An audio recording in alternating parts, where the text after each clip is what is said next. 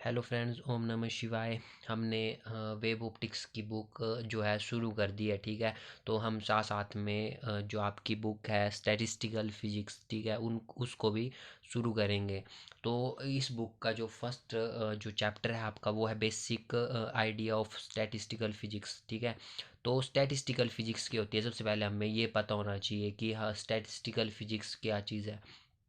तो it is the branch of physics, क्योंकि हम फिजिक्स में इसकी स्टडी कर रहे हैं तो ये ऑटोमेटिकली क्या है, फिजिक्स की क्या है, ब्रांच है। Which deals with the study of behaviour of large assembly of a particle using the concept of statistics.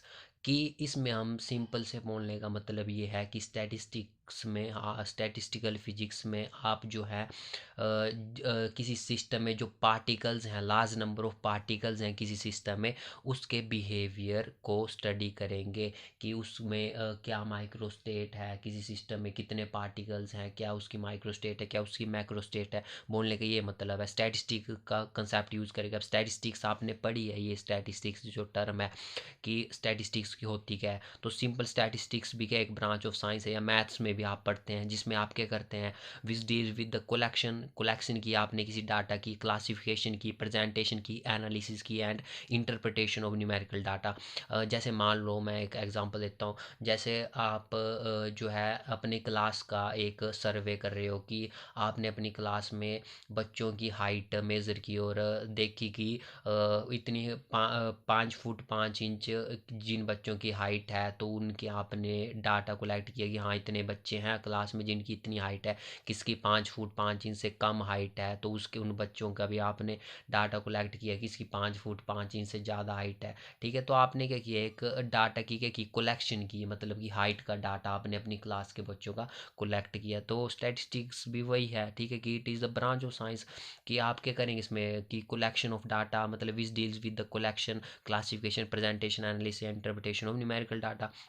अब नाउ मैंने आपको बोला कि statistics is nothing but it is the study of behaviour of a very large assembly of particle using the concept of statistics. अब वो particle क्या होंगे, तो माइक्रोस्कोपिक पार्टिकल होंगे या मैक्रोस्कोपिक पार्टिकल होंगे। माइक्रोस्कोपिक पार्टिकल्स कौन कौन से होते हैं, electron, proton, neutron and photon, they are the microscopic particle. And macroscopic particles are macroscopic mean a system of gas. जैसे कोई गैस सिस्टम है जिसमें क्या गैस है, तो गैस की कितने 10⁻23 मॉलिक्यूल्स होंगे, तो उस पार्टिकल को क्या बोला जाएगा, सिस्टम को मैक्रोस्कोपिक बोला जाएगा। ठीक है, या फिर ये वाटर ड्रॉप हो गई। ठीक है, अब है आपका सिस्टम। अब मैं जब इसमें आप काफ़ी टाइम सुनेंगे इस वर्ड को कि सिस्टम क्या चीज़ होती है, माइक्रोस्टेट क्या है, मैक्रोस्टेट क्या है, पार्टिकल्स क्या है। तो मतलब मैंने आपको ये एक चीज़ तो क्लियर कर दी कि स्टैटिस्टिकल फिजिक्स है, और इसमें जो फर्स्ट जो आपका चैप्टर है basic idea of statistical physics, इसमें आप सिर्फ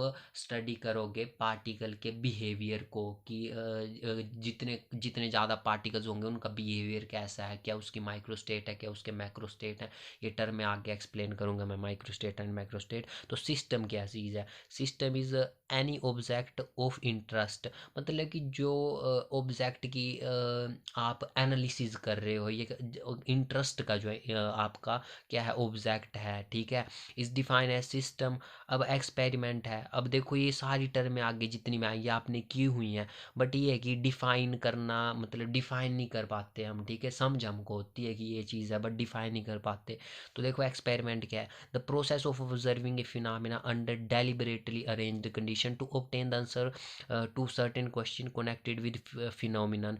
मतलब एक्सपेरिमेंट इज़ नथिंग, मतलब कि आप क्या करते हैं, एक्सपेरिमेंट क्या चीज़ है, एक्सपेरिमेंट हम किसी फिनोमिना या कोई चीज़ का हमें रिजल्ट पाना हो, तो उसके लिए हम उसका क्या करते हैं, एक्सपेरिमेंट करते हैं। कि हमने एक्सपेरिमेंट किया और हमें उस फिनोमिना को ऑब्जर्व किया कि क्या फिनोमिना इसमें हुआ, क्या चीज़ें हमने एक्सपेरिमेंट का क्या प्रोसीजर अप्लाई किया, क्या क्या इसमें फिनोमिना हुए। ठीक है, तो उसकी स्टडी करना।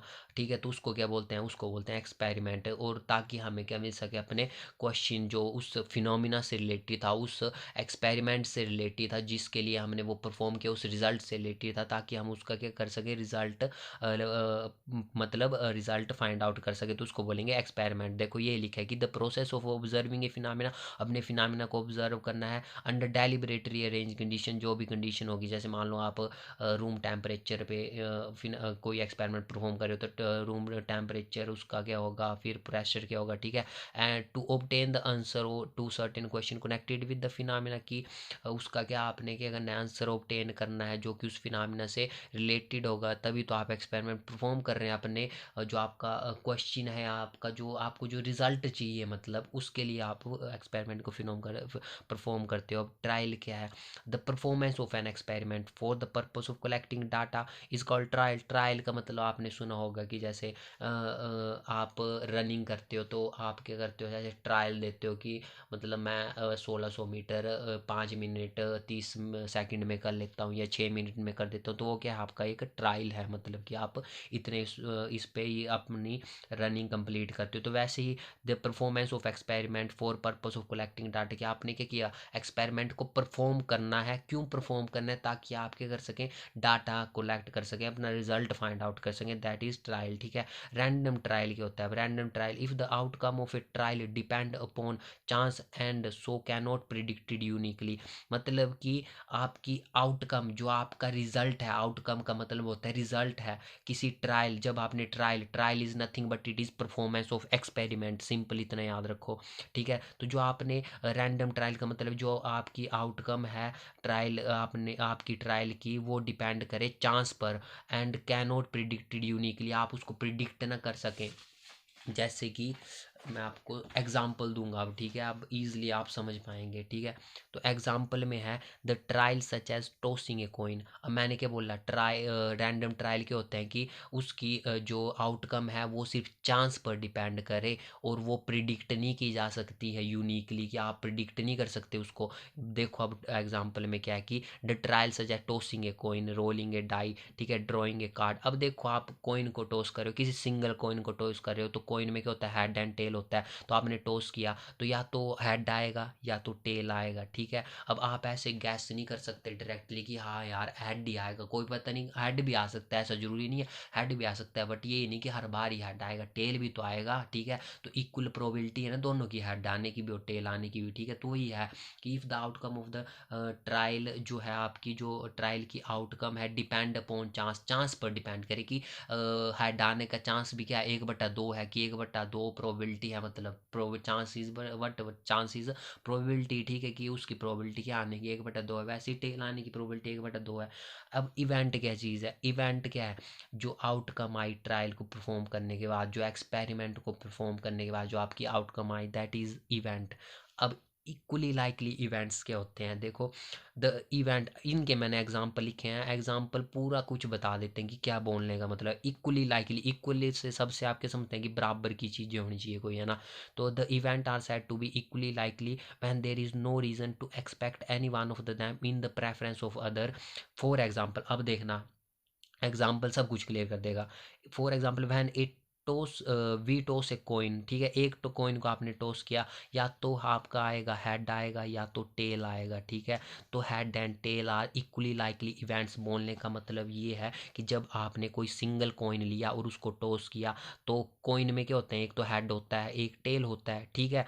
अब आपने टॉस किया तो हेड आने की प्रोबेबिलिटी क्या है आपकी 1/2 है, टेल आने की प्रोबेबिलिटी भी क्या है 1/2 है। तो these are equally likely events mean the probability of getting head up and tail up are equal. ये बोलने का मतलब है कि इसकी प्रोबेबिलिटी भी जितनी आने की है उतनी है, और इसकी भी 1/2 ही है प्रोबेबिलिटी आने की, ठीक है, क्योंकि टोटल नंबर ऑफ आउटकम्स क्या है 2 हैं, ठीक है, और number of favourable cases head आने की क्या है 1, सिमिलरली टेल आने की भी क्या है 1/2, ठीक है, क्योंकि टेल भी एक बार है, ठीक है, तो 1/2।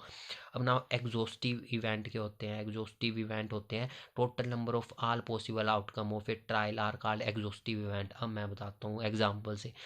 For example we toss a coin, आपने कोई कॉइन जो है टॉस किया, ठीक है, द एग्जॉस्टिव इवेंट आर 2। मैंने क्या बोला, exhaustive event are total number of possible outcome, कि कोई आप ट्रायल कर रहे हैं, कोई एक्सपेरिमेंट परफॉर्म कर रहे हैं, तो उसकी आउटकम कितनी आउटकम आ सकती है। अब आप कॉइन को टॉस कर रहे हैं, कॉइन का इवेंट परफॉर्म कर रहे हैं, तो उसमें जो टोटल नंबर ऑफ आउटकम आ सकती है वो 2 आ सकती हैं, क्योंकि या तो एक हेड आ सकता है या तो टेल आ सकता है, बस यही तो पॉसिबिलिटी है, वो तो कोई कोइन में होता नहीं है, हेड और टेल ही होता है। तो टोटल नंबर ऑफ आउटकम्स क्या है आपकी 2 है, दैट इज एग्जॉस्टिव इवेंट। अब डाइस का भी एग्जांपल ले सकते हैं हम। डाइस में कितने होते हैं फेस, आपके 6 फेस होते हैं, ठीक है। तो 6 फेसों में आपकी total number of exhausted event कितने हो गए, 6 हो गए होंगे। 6 ही आउटकम आ सकती है, या तो 1 आ सकता है, या तो 2 आ सकता है, या तो 3 आ सकता है, या 4 या 5 या 6, ठीक है। तो total number of exhaustive event क्या है, 6। मतलब exhaustive event is total number of possible outcomes of a trial that we performed. अब नेक्स्ट आ गया mutually exclusive event. Mutually exclusive event क्या हो गए, 2 और more event are said to be mutually exclusive if they can not occur simultaneously. Simultaneously इस word को समझो, इसका मतलब होता है कि वो जो है एक से एक टाइम पे अक्कर नहीं करेंगे कि एक टाइम पे ही आपका हेड आ गया और उसी टाइम पे टेल आ गया, नहीं। देखो मैं बताता हूँ कैसे।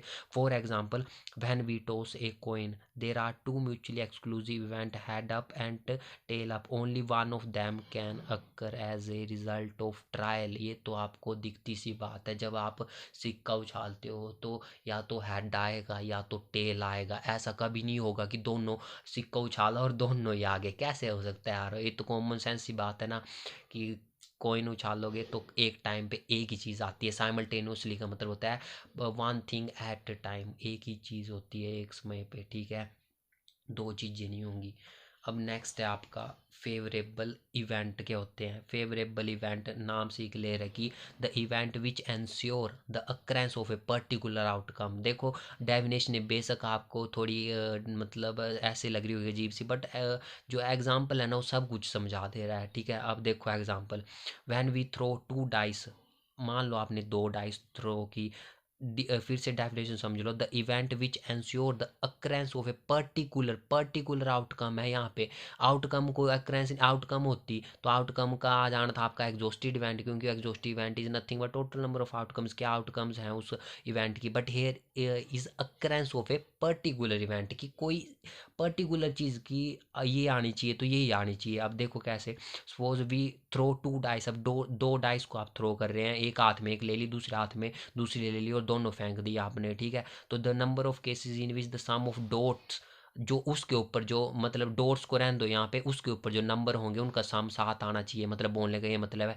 कि मान लो एक में आ गई, एक डाइस में आ गया 6 और एक डाइस में आ गया 1, 7 कैसे कैसे आ सकता है। अब एक डाइस में 6, एक डाइस में 1, एक डाइस में 5, एक डाइस में 2, एक डाइस में 4, एक डाइस में 3, एक डाइस में ऐसे ऐसे करके 7 इनमें से इन केसेस पे आएगा, ठीक है। तो ये केसेस क्या है, फेवरेबल केसेस हैं। तो ये मतलब जितने भी इवेंट हुए ये क्या आगे फेवरेबल इवेंट मीन कि हमें सिर्फ पर्टिकुलर आउटकम चाहिए थी, कि हमने बोला 7 चाहिए तो 7 इन आउटकम्स पे आएगा, ठीक है। हमने बोला कि हमें 8 चाहिए तो 8, फिर 8 के लिए कुछ और बनेंगे आउटकम्स, ठीक है। तो फेवरेबल इवेंट का मतलब होता है the event which ensure the occurrence of a particular outcome. Now next is successive event. Successive का मतलब होता है in succession, mean one after the other, ठीक है। तो वही लिखा है, इफ 2 और more event take place one after the other then they are called successive event. Simultaneous event, if 2 और मोर इवेंट, साइमल्टेनियस का मतलब मैंने समझा दिया at a same time, simultaneous का मतलब if 2 or more event takes place at the same time they are called simultaneous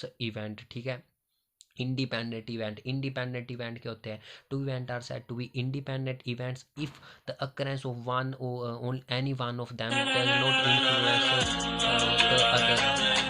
if the occurrence of any one of the event do not influence the other, ठीक है। कि किसी एक event की occurrences जो है दूसरे को इन्फ्लुएंस नहीं करनी चाहिए। मतलब कि कोई बंदा, मैं ऐसे नॉर्मल लाइफ का एग्जांपल देता हूँ, कि कोई बंदा अगर सक्सेस अपनी पाता है मेहनत करके तो दूसरे बंदे को उसकी बुराई नहीं करनी चाहिए, उससे कुछ सीखना चाहिए कि नहीं यार ये इस मुकाम तक पहुँचा है तो हम भी मेहनत करेंगे और हम भी इस मुकाम तक पहुँचेंगे। वो सुना है ना आपने कि जलो नहीं रीस करो, ठीक है। जलना नहीं है, रीस करनी है कि यार ये कर सकता है तो मैं भी कर सकता हूँ, 101% कर सकता हूँ, ठीक है। अब आ जाता है आपका डिपेंडेंट इवेंट। तो डिपेंडेंट इवेंट क्या हो गया, 2 event are said to be dependent. ये उल्टा है, बस ये जो हमने अच्छाई चीज़ समझाई यहाँ पे ये इसकी उल्टा ही कर देगी, क्योंकि देखो 2 event are said to be dependent event if the occurrence of any one of the them influence the chances of, कि किसी एक की अकरेंस जो है दूसरे के चांसेस बिगाड़ देगी, कि इन्फ्लुएंस कर देगी दूसरे के चांसेस, ठीक है। तो इन्फ्लुएंस द चांसेस। अब सैम्पल स्पेस क्या हो गया, ये तो आपने किया होगा प्रोबेबिलिटी जब की होगी, कि the set of all possible outcome of experiment is called sample space, ठीक है। है कि जैसे डाइस है, डाइस में 6 आपके नंबर ऑफ आउटकम हो सकती हैं, तो उसका सैम्पल स्पेस क्या बनेगा 1 2 3 4 5 6, तो that is your sample space. Now probability, probability क्या होती है, प्रोबेबिलिटी ये फॉर्मूला याद रखना हमेशा काम आता है, ठीक है। Probability is number of favourable cases upon total number of cases, that is for example you can toss a coin, single coin, then number of outcome are 2, ठीक है, head और tail, ठीक है। so number of favorable cases of getting head is 1 upon total number of cases, total number of outcomes is 1 and 2, so 2 1 upon में 2, similarly tail की भी क्या होगी 1 upon में 2 होगी, ठीक है। तो आज के लिए सिर्फ इतना ही, ठीक है। अगली वीडियो में हम नेक्स्ट जो हमारा टॉपिक है उसको करेंगे। Thank you.